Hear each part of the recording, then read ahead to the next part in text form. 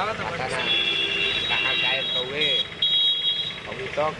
साला सुबह से इंतजार करत नहीं, बज गई रात। ओकरा पतो नहीं कि का करता का ना। चल देखल जाओ ओकरा घरे जाके कहाँ बा कहाँ ना।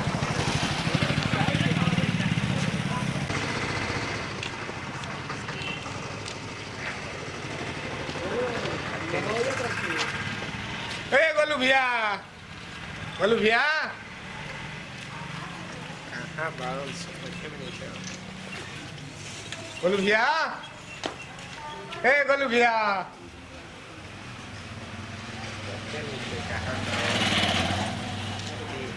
हाँ भैया। का भैया तारा के आप फोन कइले रही 7 बजे की तारा कहाँ फोन आई? 7 बजे तारा फोन कइले रही। कब हम तारा फोन कइले देखो तो फोन मोबाइल को साइलेंट मोबाइल को रखले रहत रहो। हां तो तार का पता चली साइलेंट 7 बजे इंतजार करतन तारा का बात बा? पेट्रोल भी गइनी है का तारा के कहले रही कल हमार बुला रहे भैया, बुला रहे।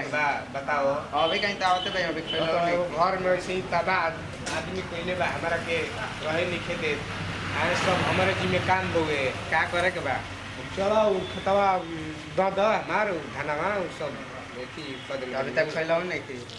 अरे भैया चलो देखो हमार बहुत जरूरी बा, यही सब तारक पहले ही काले कह दिले रहे कि हमार बेटिया हो जाई ओकरा बाद करवा दिया। देखो चलो चलो ना हो तब चलो मेथी करो बाद में मुंह धोल जाई। घरवा कह लेता नहीं। ठीक है कर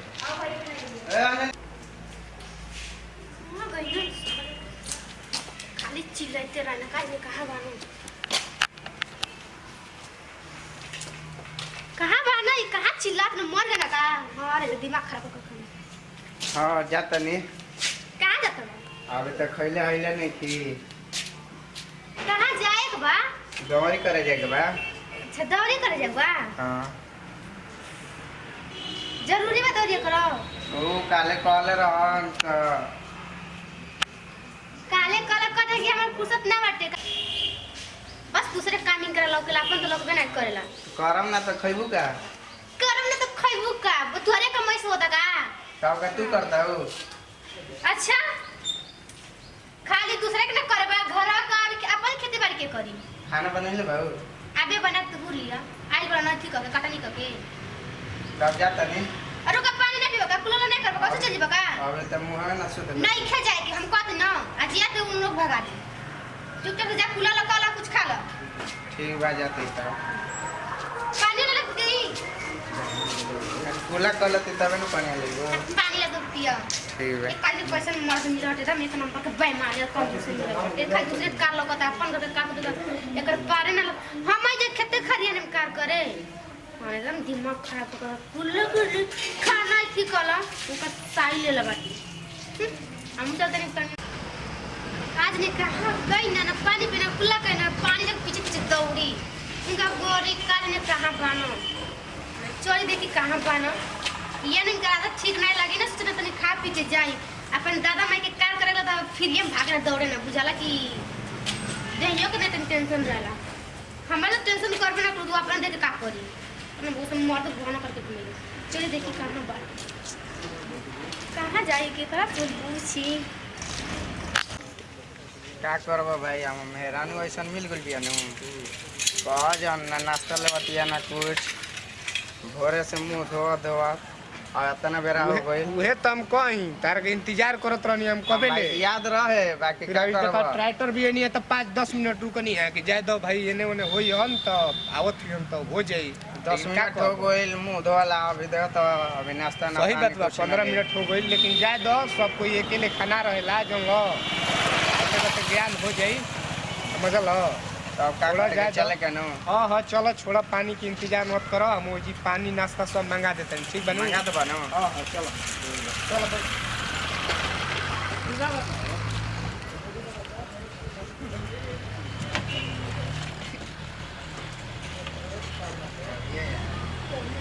चाबी ले ले बड़ा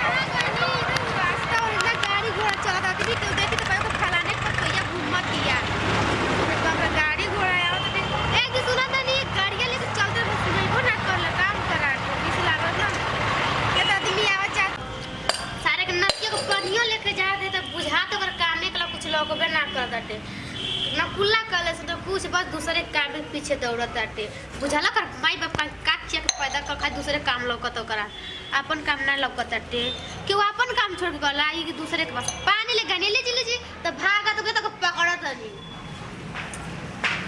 हां नहीं तो पानी लेके जा खाना लेके जा अरे बाप रे ना काज हे भगवान जी वसन पति केओ के मते बकल हो लइसन कि कार्य कला को अपन देहियो के नहीं के देखत बस चल तनी पूरा खाली बस